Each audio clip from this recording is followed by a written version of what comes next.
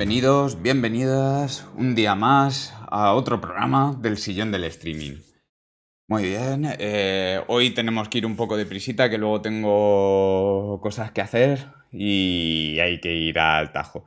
Además, nos encontramos con una semana bastante floja, he visto algunas cosillas y muy poca me ha convencido, con lo cual vamos a aprovechar por hacer algunas recomendaciones especiales ya para esta época del año.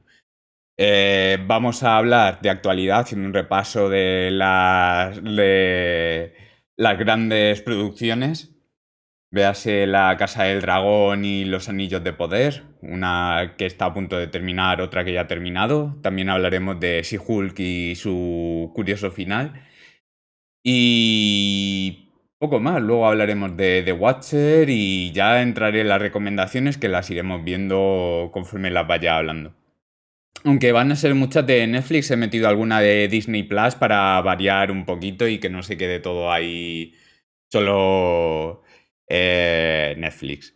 Muy bien, actualidad, pues Los Anillos de Poder han llegado a su final.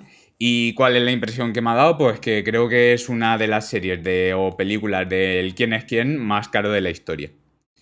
Que quiero decir, al final ha sido un poco de quién es el bueno y quién es el asesino, ¿no? En lo que han estado esa dualidad de la serie.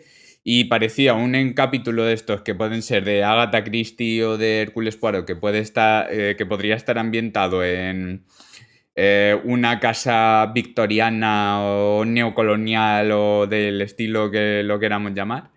Eh, en el que ha habido un crimen y tienen que averiguar quién es el asesino, quién va a ser, o quién es el malo, o el conspirador y tal.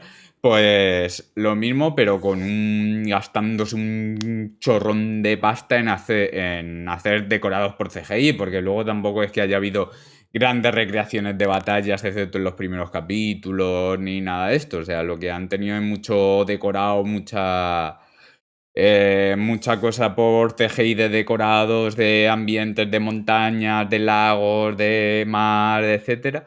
Pero acción real de grandes batallas, etcétera, yo si las ha habido no las he visto. Ya os digo, excepto lo primero.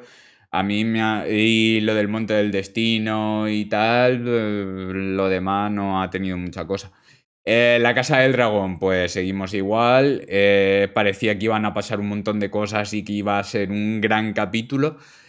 Ha tenido un final completamente desinflado, deslavado y que no sabemos muy bien por dónde quieren tirar. Me está decepcionando bastante. La verdad es que creo que los dos primeros capítulos me prometían mucho. Ya os digo que el benefactor de los cangrejos, yo creía que iban a desarrollar algo realmente muy potente y luego ha resultado ser nada. Se queda en nada. Y poco más de La Casa del Dragón, ¿no? Queda un capítulo para el final, pero no me está enganchando mucho. Sí que es verdad que la gran sorpresa para mí ha sido She-Hulk, con un final extrañísimo. No creo, o sea, ya no han roto la cuarta pared, sino han roto la cuarta, la quinta, la sexta pared. Han roto todas las paredes que podían romper en una producción. Desde luego, una idea muy interesante y loca. Muy extraña, muy rara. También han presentado un personaje de la forma más extraña y rara posible. Y no sé, ha sido algo como muy extraño. Bueno, ya tenemos a Kinney por ahí poniendo sus emoticonos de toda la vida. Ahí cara de sorpresa o de dormido, una de las dos cosas. Pero bueno. Eh, yo no sé si una de las cosas que dice que ha pretendido denunciar She-Hulk con su final es el agotamiento de la fórmula de superhéroes de Marvel, que desde luego no es que esté agotada, sino que está realmente en las últimas. Y bueno, realmente han querido darle una vuelta a todo eso. Y es que desde luego el sello Marvel en el audiovisual ahora mismo, es que la fórmula para mí está agotadísima y ya ni tiene sentido a nivel audiovisual. Creo que con Endgame deberían de haber hecho una buena pausa para replantear y fijar un poquito mejor el rumbo. Aunque entiendo que Sony con la franquicia de Spider-Man, etcétera, no se lo hubiese permitido. Pero bueno, que aún así parece que las grandes producciones, no sé, no... Me parece que no hay mucho rumbo, que se han metido mucho dinero, pero que no se está aprovechando. No sé, me da esa sensación. Pues vamos a empezar eh,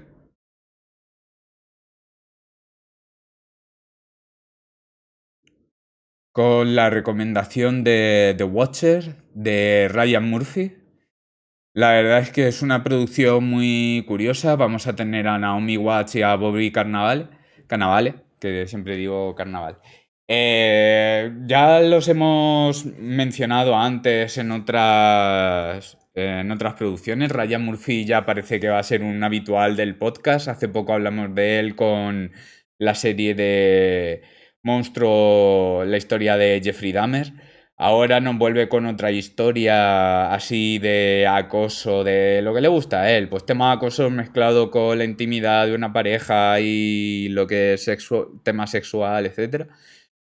Básicamente nos cuenta la historia de una familia que se muda a una casa, empiezan a recibir de repente una serie de cartas amenazantes en el que un tipo que se hace llamar el vigilante les da información privada sobre ellos que nadie más debería de saber y que parece que les va a acosar. La intención de este vigilante parece que es que ellos quieran vender la casa para hacerse con ella. A partir de ahí se van desenvolviendo porque ellos también llega un momento en el que intentan resolver todo este entuerto. Es al final la lucha contra este acoso y sobre quién está detrás de todo esto. También hay que decir que ellos al comprar la casa lo han hecho en unas condiciones económicas pues que iban un poco justas, aunque yo, por ser sincero, a mí nunca me llegan a dar pena. O sea, cuando me dicen el precio de la casa, que vale 3 millones de dólares, es que no me dan ninguna pena. O sea, son ricos, que se las apañen, ya saldrán de alguna manera. Es que no empatizo en ningún momento con ellos por la riqueza que tienen. Me parece una riqueza enfermiza, con lo cual yo no consigo empatizar con nada de ellos, ni siquiera con los personajes o más jóvenes o más adolescentes. De hecho, con el único personaje que empatizo en la serie es con el chaval que les pone las cámaras de vigilancia y los sistemas de seguridad, porque es un chaval joven que intenta montar su propia empresa. Solo consigo empatizar con eso, con ese personaje. Y la historia, pues sí que es verdad que a mí me costó bastante engancharme, es muy irregular, pero tiene puntos que están bastante interesantes, ¿vale? Sí que es verdad que a mí, a partir del tercer capítulo, parece que va a despegar y nos va a ofrecer un divertimento diferente, pero bueno. Luego tiene momentos en los que se vuelve a atascar, tiene de todo. A mí, por ejemplo, el tercer, cuarto capítulo me parecieron muy interesantes y me parecía que estaban subiendo de nivel y que Ryan Murphy nos iba a ofrecer otra cosa, más allá de lo que estamos acostumbrados a ver de él. Pero al final creo que Ryan Murphy, pues eso, tiene sus tropos y tiene sus historias. Estoy viendo que se me ha olvidado poner el póster. Bueno, es lo que tiene estos momentos, pero nada, ahí ya está, que se puede ver, The Watcher en Netflix. Ha habido algunas, ya os digo, algunas otras cosas que he visto. También una película de Netflix esta semana de estas tipo Halloween, pero aburridísima y no la quiero recomendar. Si la queréis evitar es algo del misterio de Bright Hollow o algo así, que es algo como que intentan hacer una readaptación naif y bastante cutre de un poco del misterio de Sleepy Hollow, actualizándolo y tal, no merece mucho la pena. Y eso, ya está, de The Watcher no tengo más nada más que decir. La interpretación de Naomi Watts y Bobby Cannavale, pues bueno, está medio tal. Pero ya, es que lo digo en serio, a mí el único personaje que me interesa algo es el chaval de seguridad. La hija adolescente tiene algún momento que está bastante bien. Uy, tengo hoy algo de sueño y me cuesta ocultar. Perdón. Y poco más puedo decir. Así es que voy a empezar con las recomendaciones de Halloween, que creo que sí que son series, ¿no? En este caso son películas sagas que a mí me parecen una pasada. En este caso voy a recomendar mucha de comedia negra, ¿vale? que casi todos van a ser slashers sobrenaturales o van a estar remotamente adaptados como slashers sobrenaturales, que es un género que a mí me gusta y me divierte muchísimo. Un slasher sobrenatural, pues si queremos tener ejemplos de los grandes clásicos de la historia, pues por ejemplo, para mí Halloween es un poco slasher sobrenatural porque el personaje nunca se muere, ¿no? Eh, bueno, Pesadilla en el Street es como uno de los ejemplos más claros. El muñeco diabólico es otro slasher sobrenatural muy marcado. Pero bueno, que hay muchos. Ahora vamos a ir a slashers de este tipo que tienen también mucho de comedia. Evidentemente, tanto Pesadilla como MM Street, el muñeco diabólico, también tienen sus puntos de comedia y tal, porque no dejan de ser planteamientos un poquito absurdos, aunque dan bastante mal rollo. Pero bueno, estas son muy comedia y viven mucho de la comedia negra, muy mal rollera y para mí está muy guay lo que han hecho. Así es que vamos a empezar con Fear Street. Fear Street es una saga que estrenó, no me acuerdo si fue el año pasado, es que con esto de los años ya no sé dónde están, yo creo que fue durante la pandemia cuando lo vi. Y me parece una pasada esta saga. Está dirigida por Leigh Janiak, también ella toma el control un poco del equipo de guión, porque yo os digo, realmente está en algunos sitios planteados como una miniserie, ya que en la saga se estrenó uno cada semana. Y están basados en los libros de R.L. Stein y estos tres capítulos o tres películas nos van a contar tres momentos de la historia de la historia.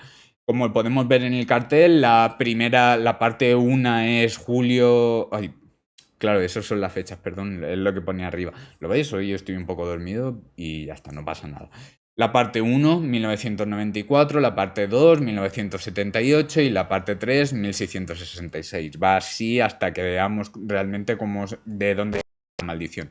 Pues oye, maldición, adolescentes, slasher, un slasher canónico en el que las víctimas van a ser adolescentes, aunque también hay adultos, etcétera, como en estas sagas, como en Scream. Y la verdad es que muy fascinante el planteamiento inicial. Como siempre, no quiero revelar mucho de la trama. Está muy relacionado con brujería y con... digamos que en este pueblo, en el pueblo en el que se basa, hay y en 1666 una especie de caza de brujas tipo Salem, ¿no? Las brujas de Salem. Y la maldición que van a echar las brujas va a tener repercusión en toda la historia del pueblo. También es verdad que va a ser curioso porque van a ser dos pueblos que van a estar como en disputa y como todo esto también va a trascender en la historia. La primera va a ser de centro comercial, la segunda de 1978 va a ser de campamento de verano, nos va a recordar a la matanza de Texas, y 1666 va a ser más una recreación más pura de este momento de caza de brujas. Ya os digo, muy interesante, bastante guay y merece mucho la pena. La música está muy guay. De Marco Beltrán y Ana Dubrich a mí fue algo que me sorprendió. Además es algo que cuando lo empiezas a escuchar impacta. Leigh Janiak creo que hace un trabajo del copón. Ella ha estado a veces en equipo de guión y dirigiendo algunos capítulos de la serie Scream.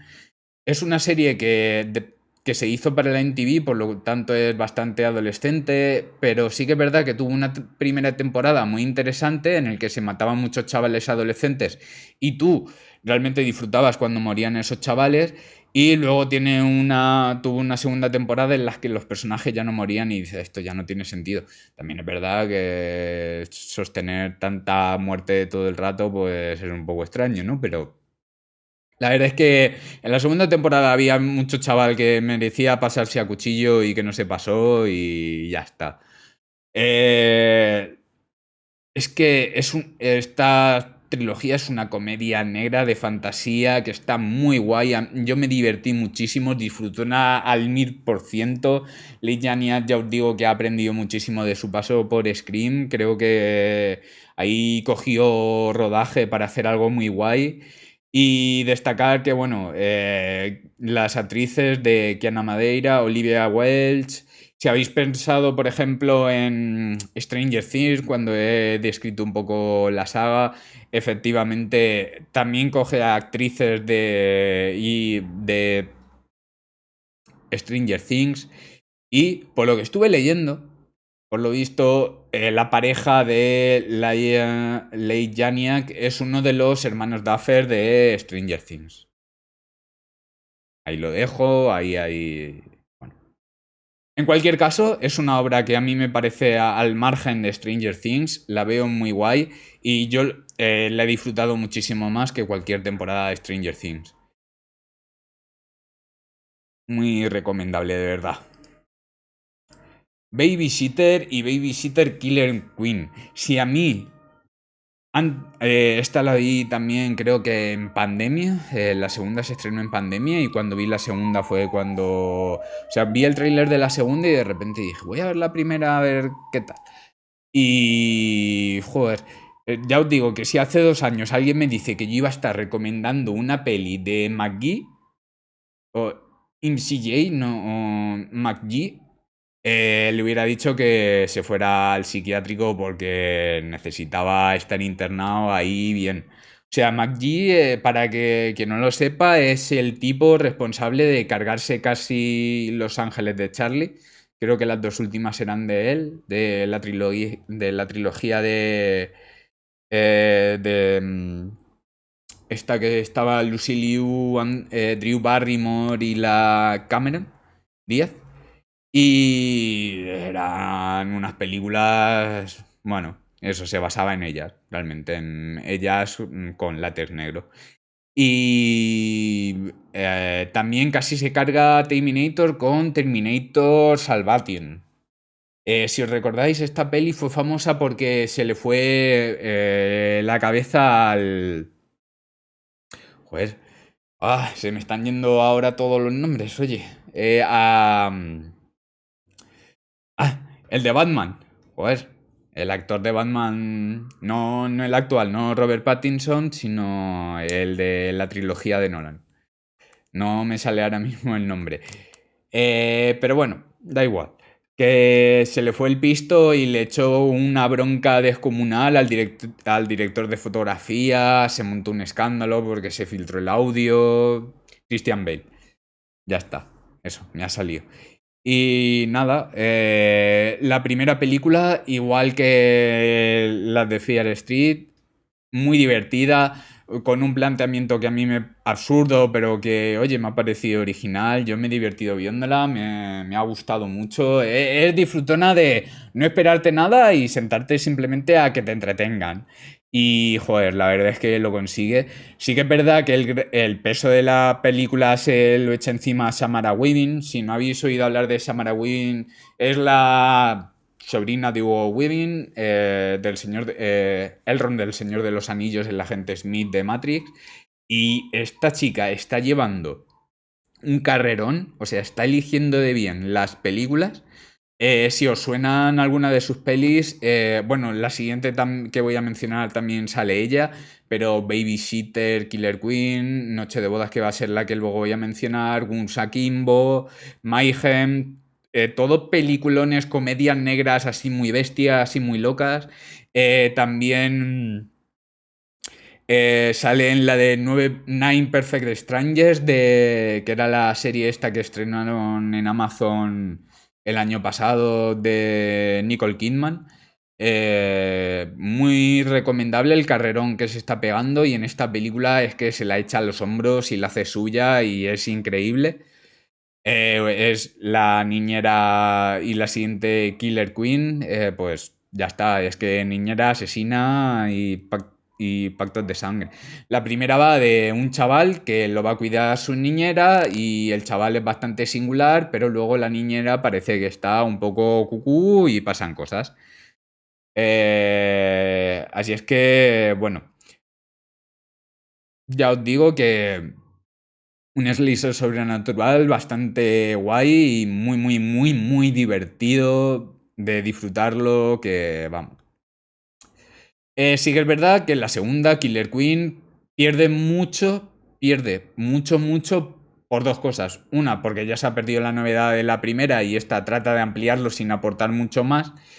Y dos, porque no está Samara Weaving. ¿Vale? Entonces, claro, ella la primera es que se la echa sobre los hombros de una forma loquísima, asume todo la dirección, o sea, todo el peso de la película y es que acaba orquestándose a su alrededor. Y nada, muy, muy guay, gran interpretación de ella y muy bien elegida en las películas. Tiene un buen futuro. Pero nada, ya está. Vamos a pasar a la siguiente. Noche de modas, pues volvemos a tener aquí a Samara Weaving en la otra era la mala, esta es la protagonista absoluta. Una familia, ella se casa con el primogénito de la familia y esa familia tiene una tradición que si podéis ver el cartel, pues todos los miembros de la familia tienen armas y ella también. Pues van a pasar cositas en la noche de bodas de cuando ella se casa.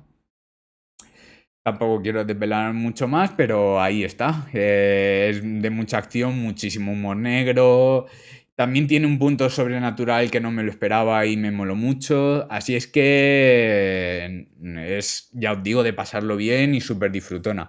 Uno de los actores yo no lo conozco nada bien, pero sé que hay muchas chicas que le flipaba porque era un tipo que salía en DOC.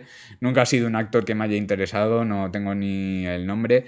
Pero sí que es verdad que sale Andy McDowell, con lo cual para mí ya es una película que ya había que ver.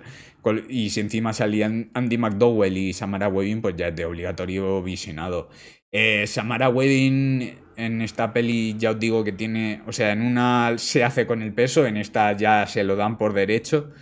Y la verdad es que lo peta. De hecho, estas películas están dirigidas por dos directores, Bettinelli y Tyler Gillette, que de hecho por el éxito de esta película se pusieron al frente de las nuevas películas de Scream. Eh, y el guion es de Guy Busick y Christopher Murphy. Pues eso, creo que el libreto es bastante original, muy rápido, no paran de pasar cosas.